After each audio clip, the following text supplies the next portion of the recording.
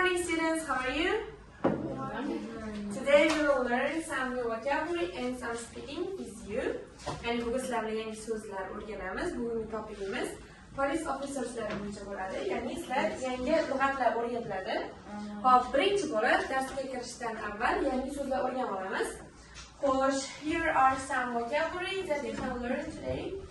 Demak, yodlashinglar kerak bo'lgan so'zlar yozib qo'yilgan. Hop, demak, handcuffs degani nima bo'lar ekan? Kishan. Hop, buni hozir birga qaytarib chiqamiz talaffuzi bilan. Handcuffs, please repeat after me. Handcuffs. Okay, handcuffs. Nima bo'lar ekan? Kishan. Okay, policeman. Policeman. Policeman nima bo'lar ekan? Politsiyachi. Badge. Badge. Mesela politsiyachilar aytadigan narsasi bor, shu badge deyilar ekan. Okay, whistle. Whistle. Whistle nima bo'lar ekan? Hushtak. Okay, button. Button. Button, what is button? Bildinglarmi buni? Nima narsa bu? Uradi, mabodoga. Okay, taser. Taser. What is taser? Yes, to'g'ri narsa. Okay, handgun. Handgun. To'pponcha. Yes, policeman. Policeman. Policeman nima ekan? Orqasida ko'p politsiyachilar ketadigan mashinasi ekan. Okay, holster. Holster. Bilasizlar nima farqi bor men handgun bilan holsterni? Uni soladigani. Yes. And bulletproof vest. Bulletproof vest. Bulletproof vest. Bu nima qiladi? Do you know? Himoya qiladi. Yes, ana o'q o'tkazmaslik uchun taqib oladi. Helmet. Helmet. What is helmet? Shlem. Yes. Jail. Jail. Yes. Jail nima? Qamoqxona. Shield. Shield. Have you ever seen this? Ko'rgansizlar? Shieldni ko'rgansizlar? Qalqon. Okay, handheld radio. Ikki aloqaga chiqadi dedik-ku, o'sha narsa. Hop, handheld radio. Okay, siren. Siren. What is siren? Sirena. Okay, fingerprint. Fingerprint. What is fingerprint? Barmoq izi. Okay, SWAT track. Buni nima qilishni bilasizlar? Hop, bunda menimcha qila olasizlar hazillashishim kerak. Okay, petrol car. Petrol car. Bunga nima ishlatadi buni? Politsiya mashinasi. Okay, motorcycle. Motorcycle. And radar gun. Radar. Okay, demak, so'zlar buni oldinglar. Xo'sh, demak, endi biz bu so'zlarni hozir ozgandan keyin qaytarib olamiz. Xo'p, demak, hozir biz speaking qilamiz. Speakingda hozirlarga ma'lum bir politsiyachilar ishlatadigan so'zlar qo'yib beraman. Keyin o'zinglar ishlatasizlar. Xo'p. Here.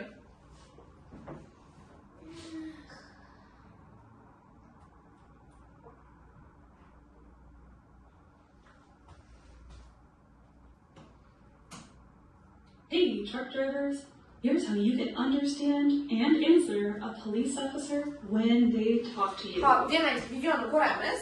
Boshidagisini va sizda ishlatishingiz mumkin bo'lgan so'zlardan politsiyachi ishlatish mumkin bo'lgan shularni gapirganda ishlatishingiz. In this video, I'm going to teach you over 100 essential phrases that might just save your job in Nima dedi?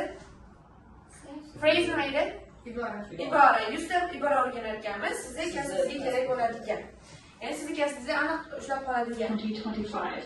If you're ever stopped on the road by a police officer. Nima degani? Police officer tomonidan to'xtatilgan bo'lsa, yo'lda to'xtatgan bo'lsa kerak. Stay until the end because I have 10 bonus phrases, 10 extra phrases. This is English for truck drivers. And on this channel, we help you improve your English so you can communicate clearly and... Ya'ni, politsiyachi yo'lda kimdir mashinada haydab ketayotganda politsiyachi. Yuk mashinalari uchun. Yes, yuk mashinachilar va politsiyachi, shu politsiyachi va yuk mashinasi orasidagi suhbat bo'ladi. Confidently, on the road. This lesson includes 5 parts. 5 ask you,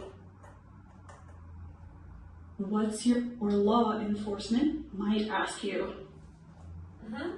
what's your driver's license number? License number. Can you read Saliha? Huh? What's your driver's license number? Nima degani? Driver license bilasizmi? Anaqa. Bo'ladi-ku? Hujjat. Nima deyiladi? Bravo. Travel.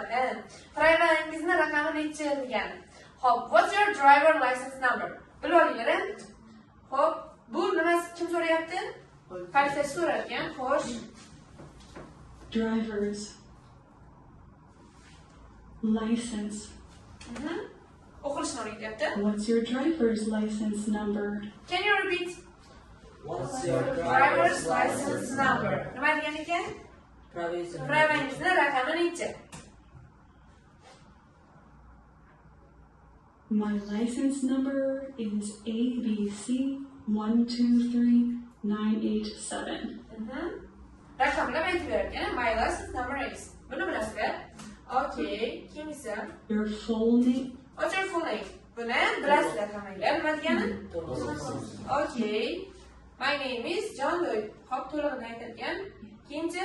How long you been driving today? Driving. You've been driving today. Qanchadan beri yuribsiz bugun? Yes. How long have you been driving today? Nima degani? Qanchadan beri haydayapsiz? Bu mashinani qanchadan haydayapsiz degan ekan. Nima bo'lar ekan? How long have you been driving today? Hozirgacha mashinani qancha vaqtdan beri haydayapsiz? Driving. Today. So'zlar tarjimasi talaffuzdan How long have you been driving today? Okay. Five. Next. Qanaqa javob berar ekan? Bugun I've been driving for 5 hours today. 5 soatda bir haydadim. Bugungiligini o'zim so'ragan ekan. Bugun 5 soat bo'lib haydaganiga. 5 hours. Can you tell me where you're coming from? Qayerdan kelayotganingizni aytib berarmisiz? Yes. Can you tell me where you are coming from? Xo'p, buni tushundinglar, Okay, next. Qayerga? I'm coming from. Buni Los bilasizlar. Yes. Angeles. Where are you headed? Nima degani? Headed me. Xo'p, where are you headed? Qayerdasiz degani? Hozir ko'ramiz. Center Ingalls. Qayerda, ya'ni sizga qayerda berilgan? Qayer sizni boshqaradi degan ma'noda. Siz qayerga tegishli? Shunaqa. I'm headed to a distribution center in Dallas. Dallasdagi shu markazdagi Center in Dallas. Dallas.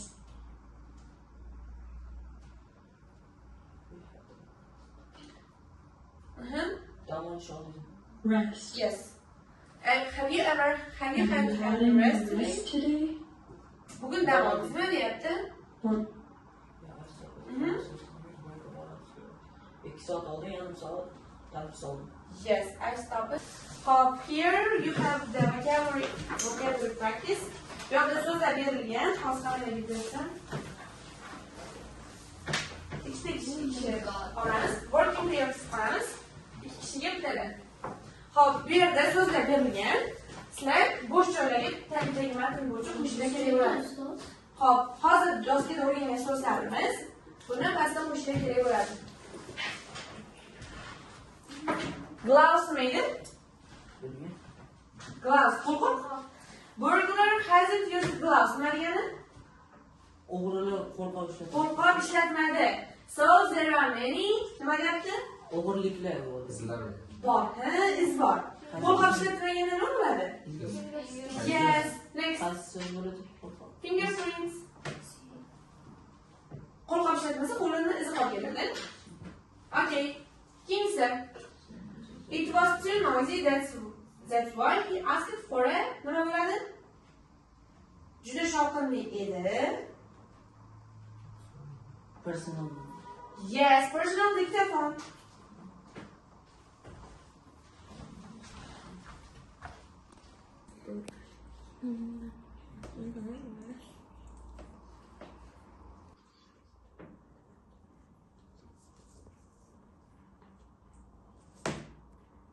Bizda politsiyachilar ishlatishi mumkin bo'lgan sifatlar bor.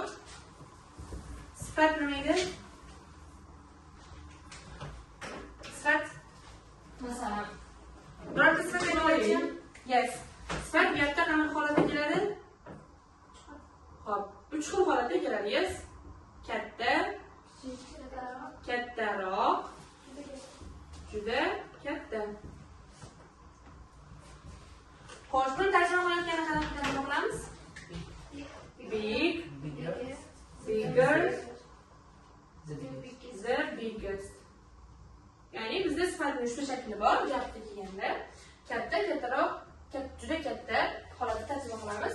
Demak, politsiyachilar ishlatishi mumkin bo'lgan ba'zi bir sifatlarimiz bor. Shularni ham gapga kelganda qanaqa ko'rishimiz kerak. Xo'p, bu yoqda bir bo'g'inlik bor, ya'ni bitta bo'g'indan iborat bo'lsa bigger bo'ladi. Xo'p, beautiful ni ishlataylik. Nima bo'ladi? More beautiful. More beautiful. The most beautiful.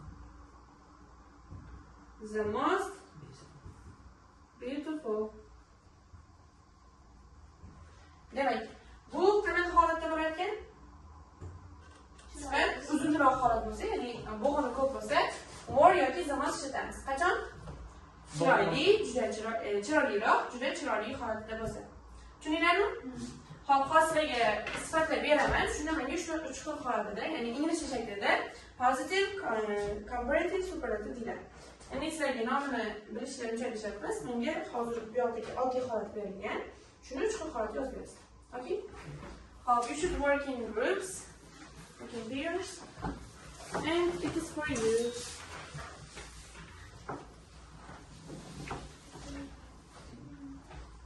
You have 2 minutes, and you have to fill them.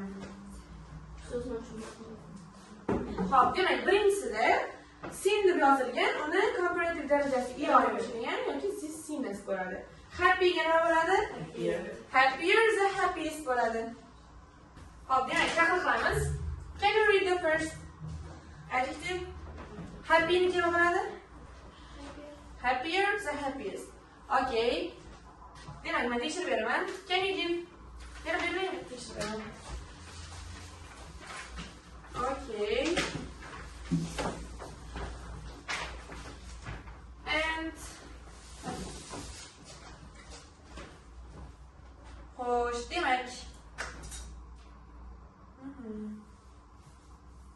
Xatolarlar bor ekan ozgina.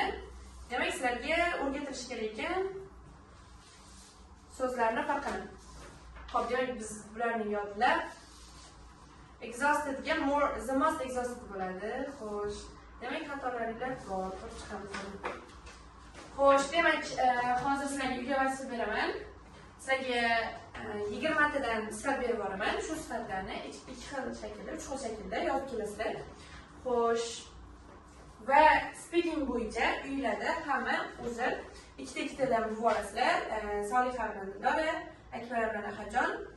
Sizlar 3 talar birga qilasizlar, role play qilasizlar. Qanaqa bo'ladi desa, uyga vazifa hamma o'zi qanaqadir vaziyat yaratadi-da, shu vaziyatda qanaqadir muammoni hal qiladi. Bittalar jinoyatchi bo'lasizlar, bittalar politsiyachi bo'lib, muammoni hal qilib berasizlar. Okay? Uchta odamlar ikkitasi jinoyatchi bo'ladi. Xo'p, demak, vazifalar tushunarli? Yes. Okay, our lesson is over. You may go. Goodbye.